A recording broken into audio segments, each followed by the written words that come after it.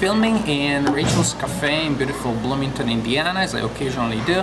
Today I report on Jungle by Matago. Actually, this is not a game originally by Matago. This is the Matago edition of a traditional Chinese game, and the accurate translation of the original Chinese game would be the game of fighting animals. So this is the deluxe version of a game that you can find for much cheaper in Chinese stores, or you can even get for free if you go online and you print the components.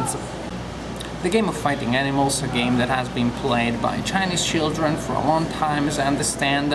It is a two-player game, lasts 15 minutes, give or take 5 minutes, can be learned in 5 minutes or less. It is an abstract game in nature, in essence, in which the two players will use units representing animals, and they will move their animals on the board, trying to eliminate the other players' animals and to take control of the opponent's den. It is a game that I was curious about after I played For the Crown by 3 Point Games, which is a game that I really liked, but it is a brain burner. It can really leave you exhausted by the end. So I wanted to play a light diversion, a light filler that had something in common. It was still an abstract game, 2-player game, a little bit of a chess checkers variant, but this one is much easier, much simpler, much faster. So I wanted to create a sort of like, that diversity in my gaming experiences, and I'm interested in Chinese culture, curious about it, and I thought, wow, this is a game that Chinese children have played. Can a billion Chinese children be wrong about a game? Hardly so. I think it is important to talk about the components of this game, because after all, this is the deluxe edition of a game that you can find in much cheaper versions, and actually you can also get online if you just print the materials. The box is pretty sturdy, it looks very nice illustration. For once I'm not worried about the reflection, because it allows me to show you the shiny parts. And the back of the box is also nice and shiny. The box and the lid are one piece, so that's good. The box won't open accidentally as you transport it. It opens a little bit like this, like a book. Dun, dun, dun, dun, dun, dun, dun, dun, dun, dun, dun. So here you have the playing pieces representing the animals that will be involved in the fight. The pieces are not too thick, but the art on them is really pleasant. As you can see, the edge of the pieces is of different colors to differentiate and indicate the owning player. But look, I think they're just adorable. I really like these illustrations. Let me show you the cat, the lion. So very nice pieces. The rule book, if you can call it a rule book, this is all you need to know to play the game. Also nice material, glossy, sturdy. And here you have the board, one piece of cardboard that if you press hard enough you can actually lay flat on the table. It also has shiny parts. It looks nice. It is 100% functional. You can play very easily on this board, and again, I think it's artsy. I think it's fun to play with, so the components are definitely worth the investment. Important spaces on the map are these 2 lakes here, then each side has 3 spaces representing traps, and each player has a space representing the den of that player. And what you see here is also the initial setup with the game ready to start, and the initial setup is predetermined. It will be the same from game to game. Each animal in the game has a small number that corresponds to the initial location of that animal on the board, so this clearly facilitates a setup. At the same time, that number also indicates the individual strength of each animal, which is extremely important for game purposes. So this edition is definitely user-friendly, with reminders of the setup positions and reminders of the capabilities of the animals. This is a game that is very easy to play and to learn, even for children.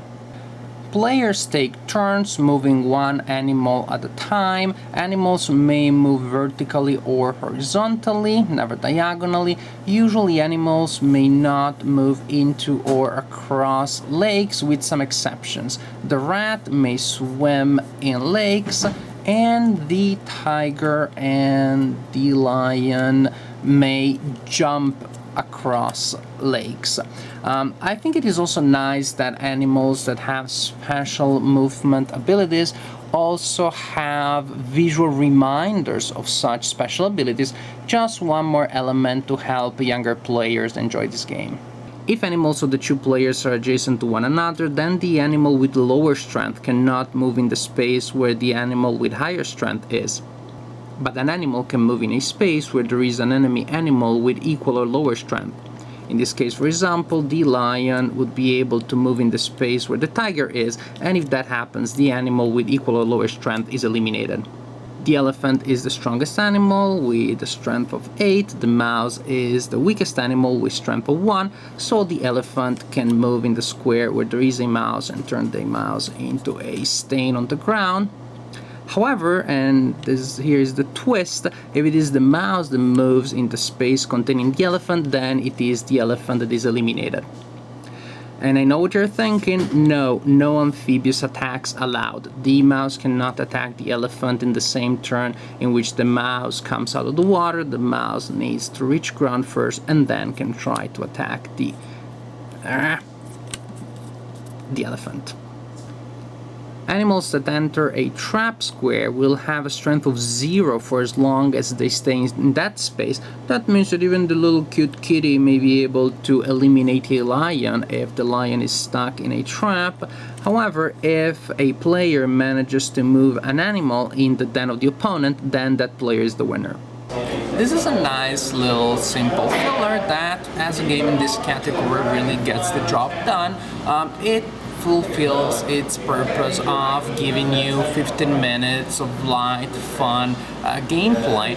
I think it is great that you can play it with your children, and I believe that the attractive components of this edition will make it even easier to get children curious about this game. Actually, I played it only with adults, and we had a good time, both when we were playing it after playing more complicated games, or just generally speaking as a light, nice game when you only have 20 minutes and you still want to play something. I like in games of this type, learning them together with another person and sort of like exploring the patterns and figuring out the patterns gradually.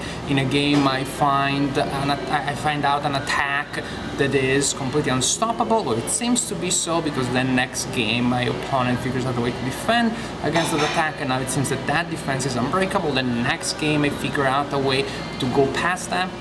And after a couple of games, the players have enough patterns, I would say enough trees of options to keep the game interesting, and from time to time you still have the game in which you're like, what? I did not see that coming. And sometimes, you figure out that you've lost the game 5-6 moves before, and you think, oh, this game, it's out of control, it's chaotic, but it's just a game in which, like in other episode games, you have to think a couple of moves ahead, which is part of the fun part of what these games are about. So overall, I am played it maybe 20 times now. That means already that I paid less than $1 for each game that I got out of this copy. Even if I never played anymore, my investment was already worth it because I paid it less than $20, but I think I will play more in the future because I had a good time. I like to explore little things here and there. I think as a filler, it really gets the job done.